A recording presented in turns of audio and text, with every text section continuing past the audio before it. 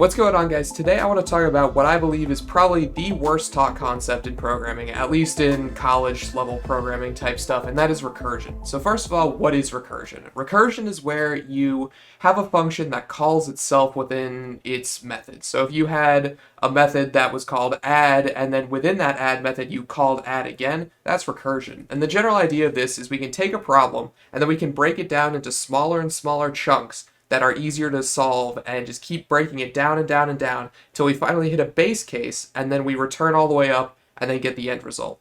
So when I first had this explained to me, I had these weird esoteric examples that I was given, and none of them made all that much sense. So I want to show you how it finally clicked for me and the thing that I used to sort of get over that hump and actually start using this. Okay, so let me start with the example that finally made recursion click for me, and that is the power method. So imagine we have a method where we want to call some number n to some power p.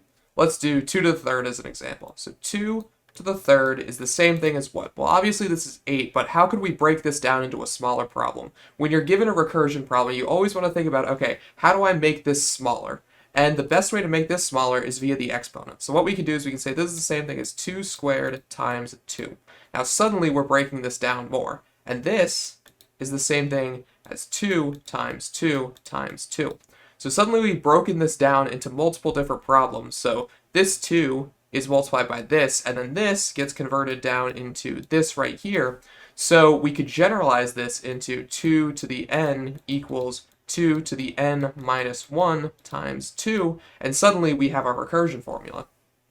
And this is sort of how you can kind of think about what recursion is doing, because what recursion is really doing is it's taking this 2 to the n and it's calling this same method power. It's calling power on 2 to the n minus 1. So we give it the same base, but a different power, and then just multiply it out by that. So we just come up with a way of making this smaller and smaller and smaller.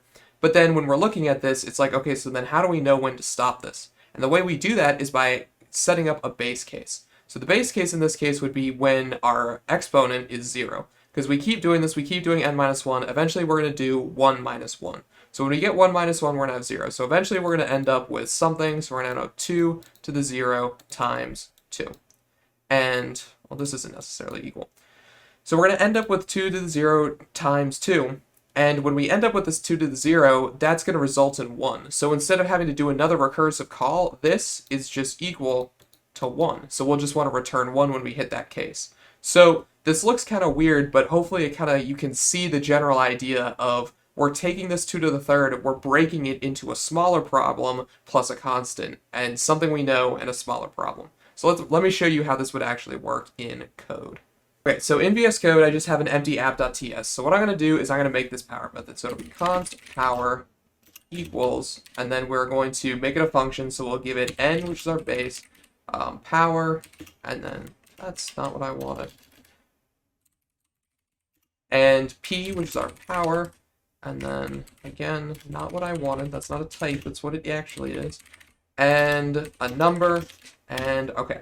So this basic method will do what we set up there. So now let's go back and look at this and think about how we could turn this into code.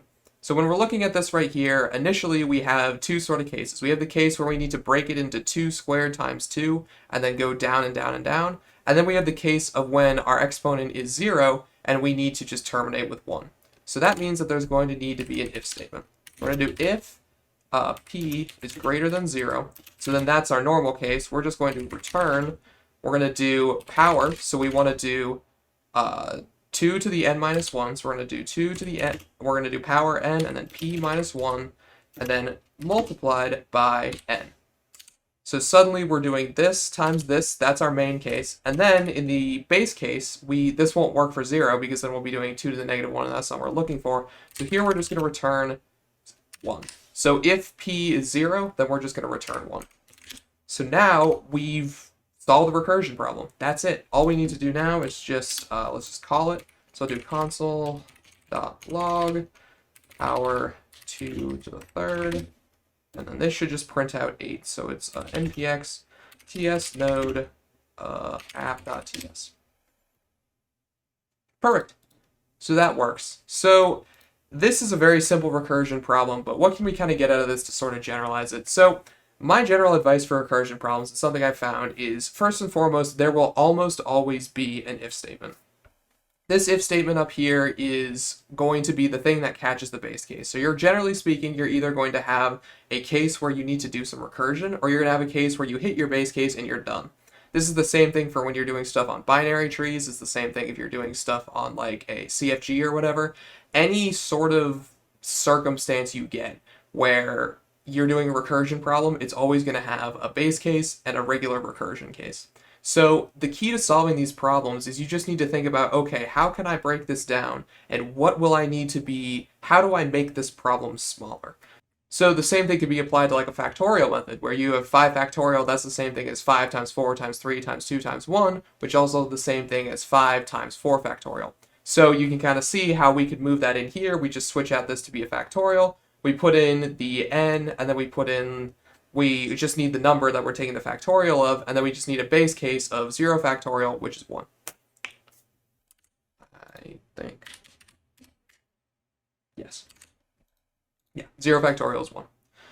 So yeah, that's pretty much it. I know this is very brief and basic, but if you want a more detailed breakdown of recursion and that kind of thing, maybe doing it on like a binary tree, let me know. But I hope that this just kind of helps get the concept down. I've always had it explained pretty poorly, so hopefully this helps.